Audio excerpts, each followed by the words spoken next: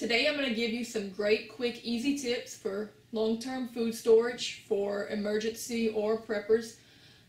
This is going to be probably the easiest, most inexpensive thing that you can do to get the most amount of food for the least amount of money and store it in the smallest amount of space. This will work for anybody on any budget with any amount of storage. So I'm going to show you exactly what I did.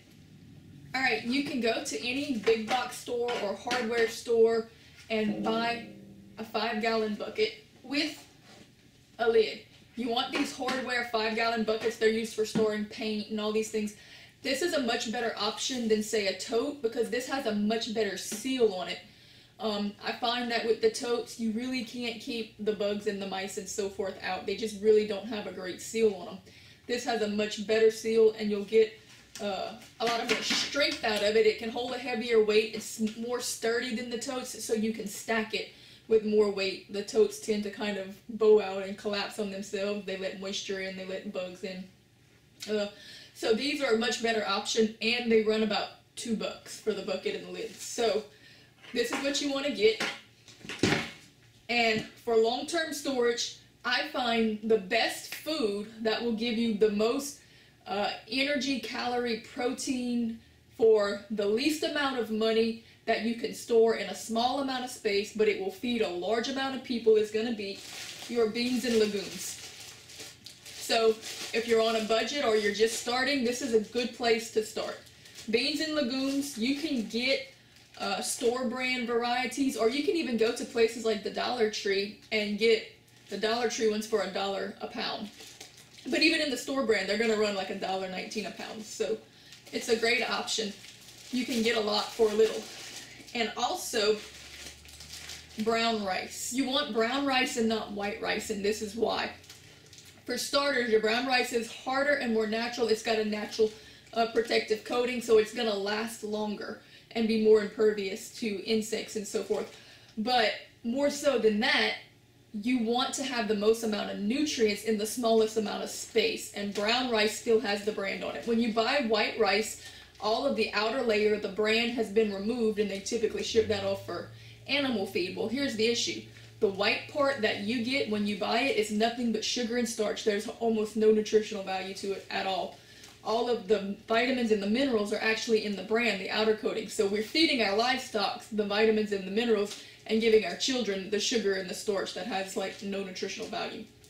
So in an emergency situation, you want nutrition. You want to have as much in as small a space as possible. So get brown rice. Brown rice is very good for you. It's good for your heart. It's very healthy. It's got a lot of vitamins and minerals and omegas and stuff that's really good for you. So, and it's not expensive. You can get a 1 pound bag for about 80 cents.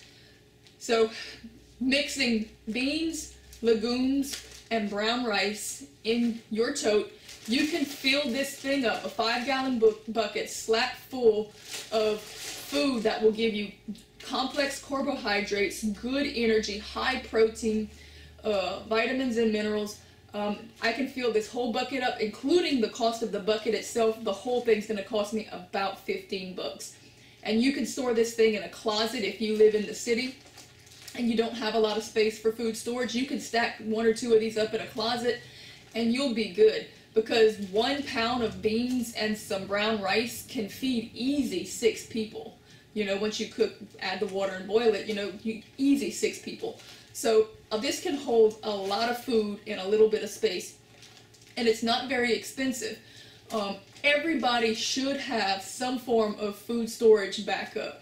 Of course, we have this image of the preppers. Of course, preppers, they want to have a lot on storage in case something catastrophic happens. It's not unwise to do that. Even the government, who never tells you anything right, tells you to do that.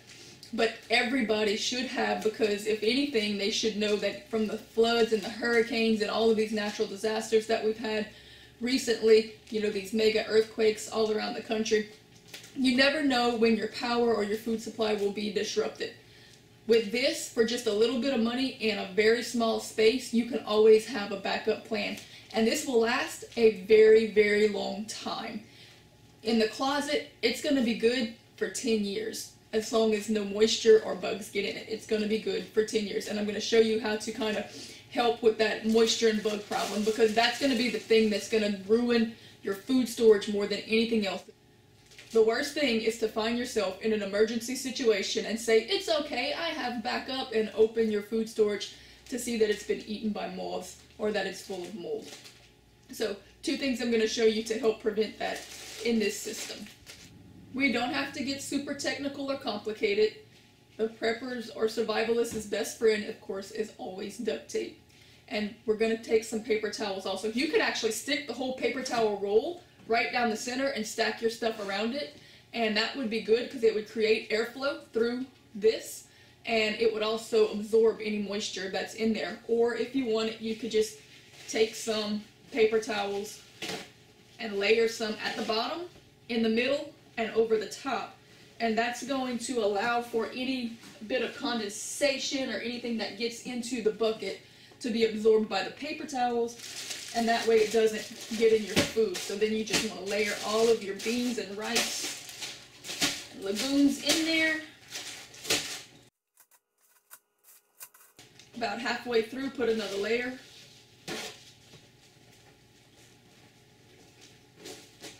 Stack some more. There's also these bean soup mixes that you can get, which is a great option also because it has seasoning packets already inside, everything you need, broth, seasoning, and all of that, so that all you would really have to do is dump all of this in a pot of water and put it boiling, and you'd have a whole meal. So these are all really great options. We want to layer one more time across the top, a good layer of paper towels.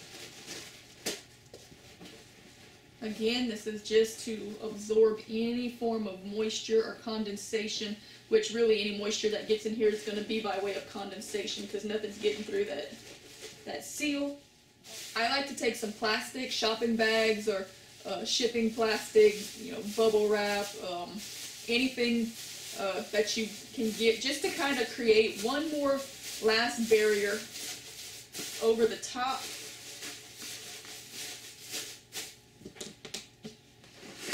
Seal your lid on, snap it down all the way around, make sure you have a good tight seal, and then duct tape the entire perimeter around. That's going to make sure that any tiny little critter that might think it could possibly squeeze in through the seal is not going to get through the duct tape. If it tries, it'll get stuck to the duct tape, and so then it won't get in. And this is also going to help to seal out moisture. A great storage option, especially in your northern states or regions where you have a lower water table and cooler soil temperatures, is to simply bury this.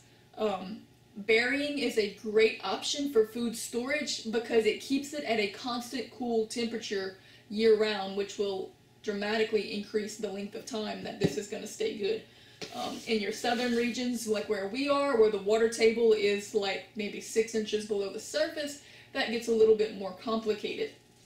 But if you have the option to bury, or if you can create you a root cellar, for those that are at places with higher water tables, you can build an above ground root cellar by piling up the dirt and creating a storage space. So I'm going to probably take this around 2 times.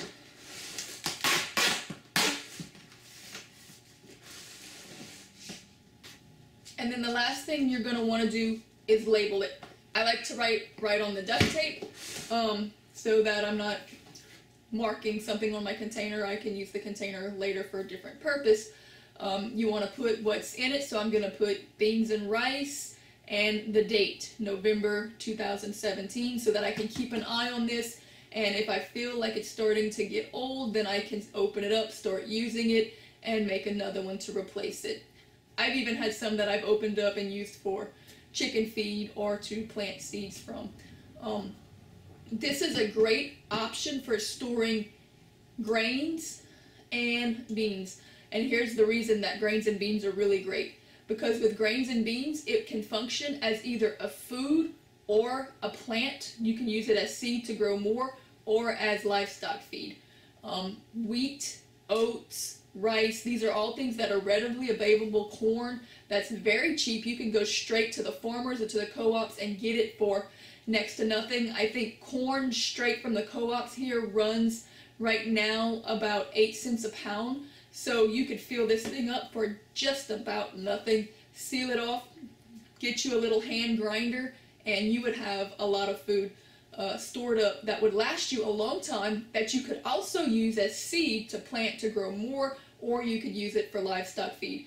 It's not that expensive, so it's worth having around, and it's always a good option just to have. You can do the same thing again with wheat, and you can make your own homemade breads, and you can do the same thing with oats. You can get them straight from the farmers for very inexpensive, or you can order them online from food storage companies that will send them already sealed in the buckets. Those buckets are going to cost you anywhere from $30 to $40 a bucket, which really still isn't that bad, but you can do it yourself for probably around $5. So it's just a great storage option. Like I said, it's very strong, very sturdy, so you could stack several on top of this. You wouldn't need a whole lot of room.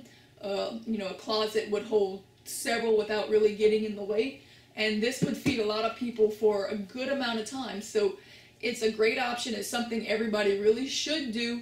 Even if you're not per se a prepper, just emergency preparedness warrants something like this. And you could store anything in this. It doesn't have to just be food. Of course, you can store anything that you would need to for an emergency preparedness situation. And again, it stacks and it gets out of the way pretty easily. You could actually even lay it on its side and roll it underneath the bed, and it wouldn't take up hardly any space.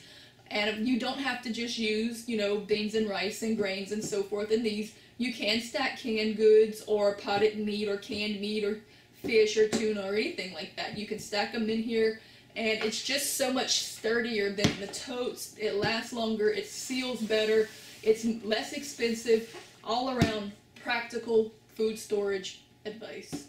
So again, this whole thing slap full of food that will last a good 10 years cost me about $15 in totality. All of the food in it, the container, everything about this was $15 around, give or take, probably actually a little bit less. So again, any budget can afford to do this just to have something in case of an emergency. It's good to have. You never know, even if the power just goes out from a storm for any length of time and everything goes bad in your refrigerator, you don't want to have to go out and fight the crowds. You don't want to have to rely on the government to supply your needs.